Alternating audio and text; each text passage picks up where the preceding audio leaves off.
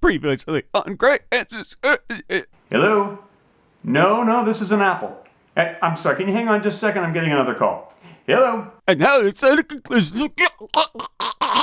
Greg answers questions. If you have questions, Greg answers questions for you.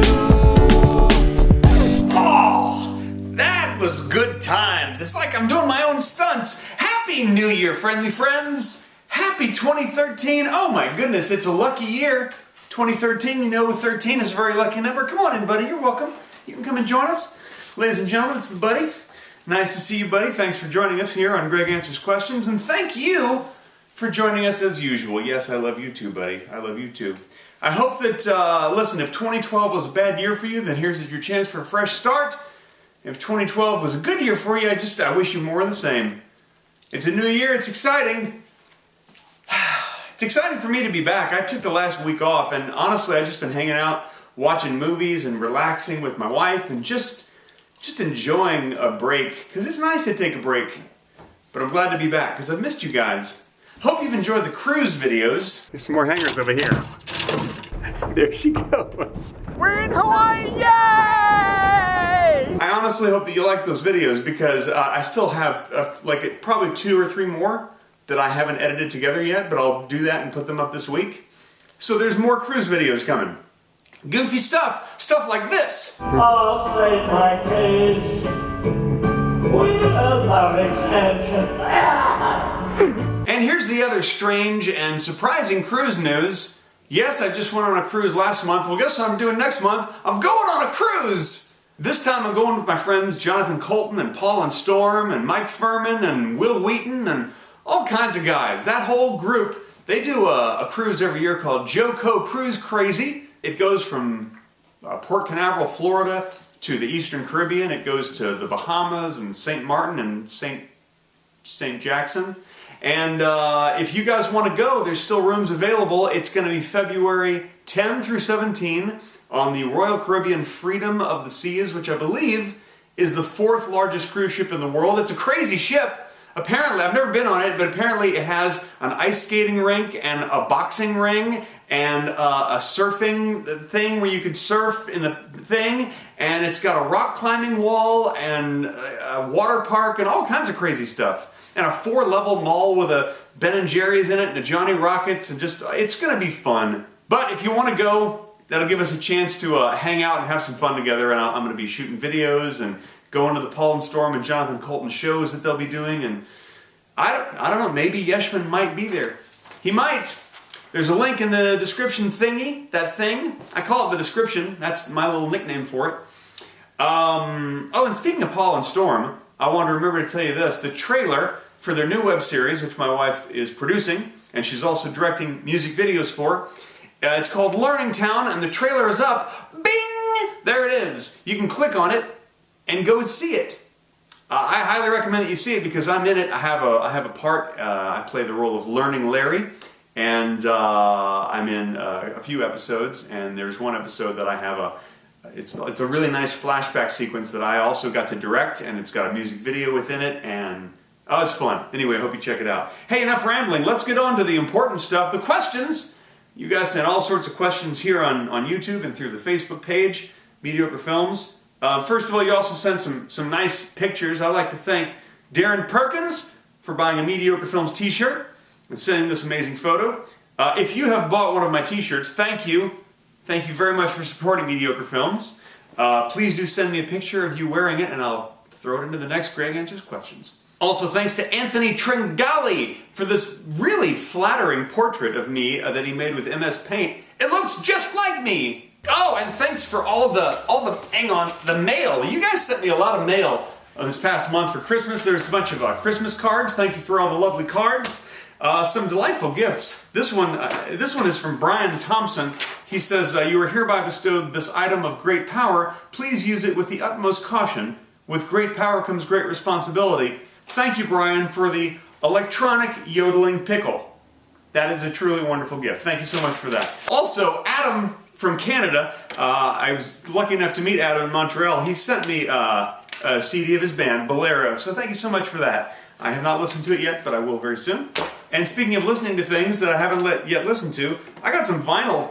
This is a vinyl record. You see this is a record.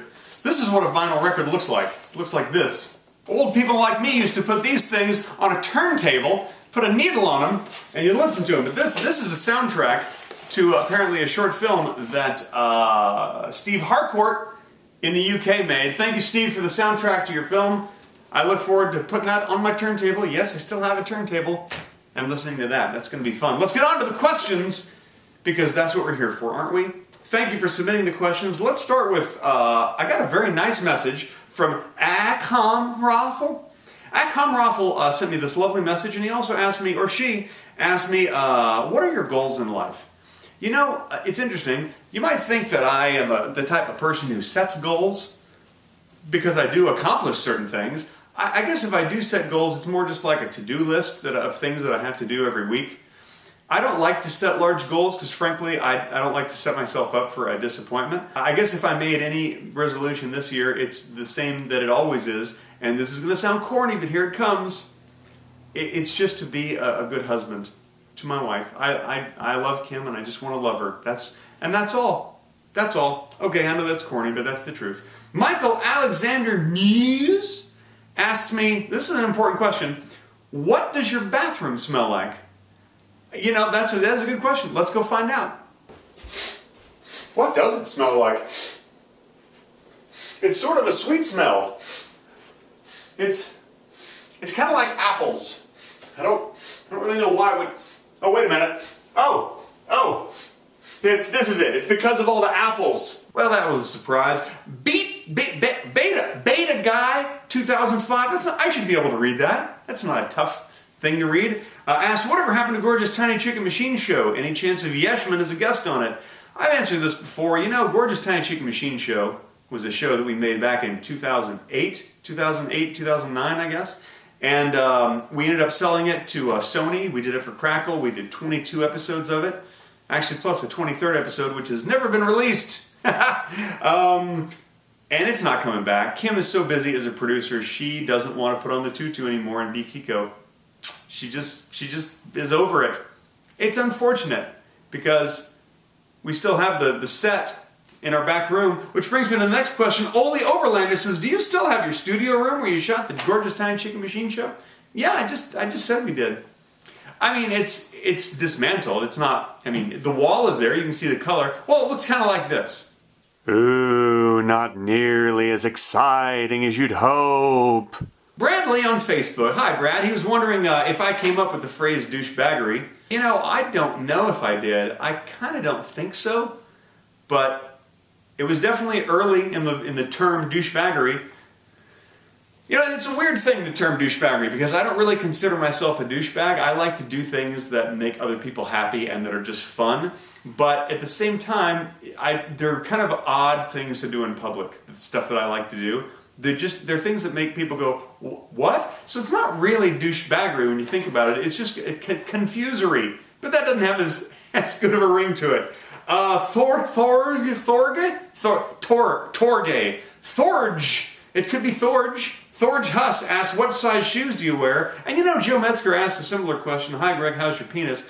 Hopefully this will answer both of your questions in one. It's a size 13. I wear a size 13. Okay, Robert Peters, speaking of penis, Robert Peters, I don't know why, because Peter is never mind. It says, what is the weirdest thing that's ever happened, that's ever said to you? What's the weirdest thing anyone's ever said to you, Greg? I can read. Well, here's a true story. And again, let's go back to my penis. I had a sexual experience with a girl years and years ago when I was in my early 20s. I'm not going to go into detail about it because nobody wants to hear about that from a 44-year-old guy. That's right. By the way, my birthday is this month. I'm about to turn 45. That's a big deal. It's January 23rd. If you want to send me something, my P.O. box is in the description. I like music. If you want to make me a mix CD. Anyway, enough asking for presents. Okay, what is the weirdest thing anyone's ever said to you? So, I had this sexual experience, which I won't go into, and then when it was all over, she said to me, in this voice, which wasn't her own voice, but she put on this voice, and this is true, I swear to Rudy, this is true. Mama said when a boy makes a mess, he feels good. That's the weirdest thing I've ever heard in my life. It's so weird that I asked this gentleman to say this in a recent video. Yeah, Mama says when a boy makes a mess, he feels good. There you go. Oh, it's a true story, and it's embarrassing, and it's so wonderful. Ken Hullett, hello Ken, says, when you do pranks or douchebaggery, do you go back later and tell people it was a joke? Usually. Sometimes people are just gone. Sometimes they're gone and I can't catch up with them.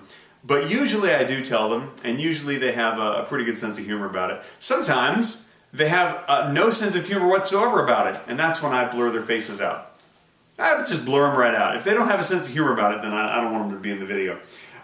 Nick 33rd, Nick asks, what bands or singers that you enjoy did you not expect to like when you first heard them? I really like this question, because as you all know, I love music. And my birthday's coming up, January 23rd, and I love music. And my P.O. box is... Okay, you know what? I can think of two singers that when I first heard them, I thought, wow, I don't like them. One of them was Tom Waits, but man, he grew on me fast. Tom Waits, I love Tom Waits now. I'm a big Tom Waits fan. Especially, I don't know, Swordfish Trombones. Maybe he might be my favorite. I love Tom Waits. Even like his really early stuff, Closing Time, when he actually sort of quit singing, was a really great album. Very jazzy. But another one of my very favorite singers, I didn't like it all when I heard him. I thought, this guy can't even like carry a tune. But turns out now I think his voice is amazing. Canadian singer Ron Sexsmith. If you've not heard Ron Sexsmith, oh man, I just love that guy. He has a very sort of lazy, lilting quality to his voice. He's great. All right, we only have 67 more questions, so let's get to them. Jeff Rayner asks, what do you do during the times you aren't making vlogs? You know, I don't know if this will be very exciting to you, but here's what I do when I'm not making vlogs.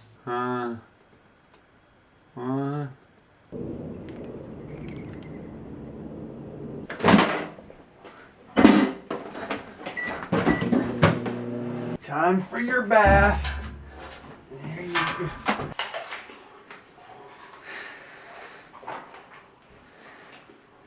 Dom Gauthier asks, if you had a son or a daughter, what would their names be? I like this question because I have always decided that if I have a son, daughter, I know exactly what their names are going to be. They're my favorite names. It's easy. I'm sure my wife, although I haven't really confirmed this with her, I'm sure she'd go for it. If it's a boy, his name would be Snappers. And if it's a girl, her name would be Hemisphere. Those are the best names, aren't they? They're the best. Bill Thompson asks, who have you met that's famous? You know, when you live in Los Angeles, you meet a lot of famous people. They're all over the place. You kind of can't go anywhere without seeing famous people. That's just what it's like in Los Angeles. But I want to tell you a little story of when I met comedian Louis Anderson. You might know him as the pudgy comedian because he's pudgy. But when I met Louis Anderson, I had just seen his movie, The Wrong Guys. This was in the early 90s. And The Wrong Guys is a terrible, terrible movie. And I'm driving down the freeway, I think like on Santa Monica Boulevard, and I come up to a red light, and I look to the car next to me, and in this beautiful Lexus with the windows down is Louis Anderson. And I yelled out to him, hey Louis! And he went, what? And I said, you owe me $7. And he said, for what? And I said, because I saw The Wrong Guys in the theater. And he went, ah! And he just drove off. You'd think, listen, if I was Louis Anderson and someone said that to me, I'd be like, I understand, I'm sorry. And I just would throw $7 into the car. I would just do that. I really did want that $7. That's a true story. Sam Slaphead Pollock, is that your real middle name, Sam? I sure hope so. Asks, can you sing a song about chicken pie? Sure I can. I can do a lot of things. Adam Greenard asks, what ethnicity is your friend Miles? That's a question that he gets a lot. Miles was born and raised in the Antarctic. He is Antarctican, and that's why he looks like that. James Arndt! Oh, my buddy James, who's a very, very talented artist who drew this. There's a sneak preview. I don't think any of you have seen that yet, but that's a soon-to-come Yeshman shirt. You can own that very shirt. James Arndt asks, can you describe the most perfect moment you have experienced thus far in your life? It's a lovely question, James, and I think I'll end with this one. And I think the answer is something you guys could probably guess. And again, it's corny, but the moment that I married my wife, our wedding on the beach at sunset in Maui, it was perfect. And it was perfect because I married the perfect girl. And that's all there is to it.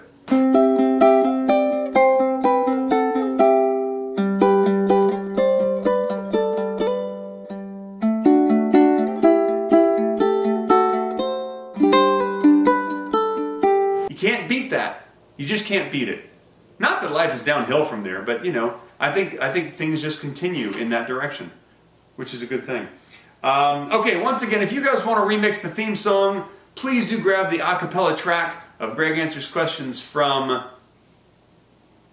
SoundCloud. That's the name of the website. I almost forgot it. SoundCloud is the place you can go. And I finally figured out what the key and tempo is. It's G major, 112 beats per minute. If you're wondering who did the remix at the very beginning of this video, it was me. I just wanted to start with a really upbeat remix, so I did that one. I hope you liked it. And now here's a couple more remixes I'm going to go ahead and end the video with while you can think about clicking on some other stuff.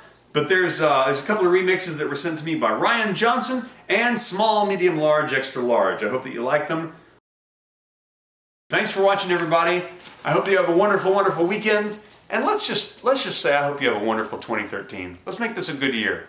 Seriously, let's make it a good year. Okay, guys. See you later. Goodbye. Greg answers questions if you have questions. Greg answers questions for you.